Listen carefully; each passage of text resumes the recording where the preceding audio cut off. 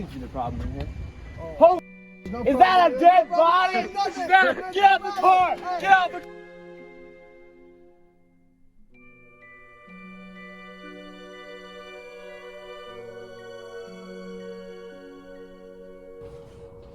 Alright, Donald. So we just have a few questions for you. Or should I call you Pee Wee? man, call me one more time. Alright, what was your family life like growing up? Oh, I can tell you, but you ain't gonna like it. Yeah, I was given the nickname Pee Wee at the youngest age due to my small stature. Stepfather beat me, got in constant fights, dropped out at age 11 to go work on some cars. By that time, I met some other boys, Danny and Marsh. They're about my age. They call themselves the Trouble Trio. We burglarized homes, raped little boys, and we threatened people. So we've heard, even that since you were a child, there's been some troublesome behavior. You mind telling us a little bit about that? I've got some good stories. Yeah, Trouble Trio eventually broke up after one of us raped Marsh's little sister. All three of our parents beat us till we bled.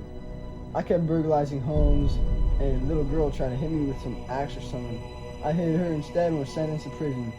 Went to reform school in SC till I was 18. I was raped there because I was small, but eventually I escaped, joined a circus, married a 13-year-old girl, then returned to school eventually. Alright, so ever since you left the school, you've gotten into trouble as an adult life, even before you started committing all these murders. Is there anything you'd like to tell me about that? There's a bit. I was on a tobacco farm after being released from the school. Burned the local farmers' farms to get free from an insurance fraud. I split my boss's skull in half with a hammer. When I was asked about this, I was sentenced to 5 years in prison. I wanted to be power man in prison, so I had several attempted murders while in prison. People were scared of me after that. It made my life a little more enjoyable.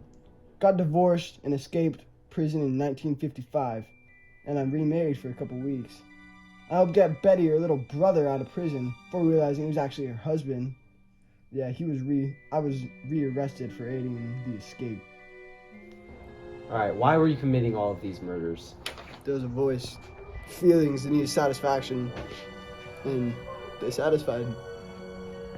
Donald Gaskins said he had always had aggravated and bothersome feelings that forced him into criminal activity.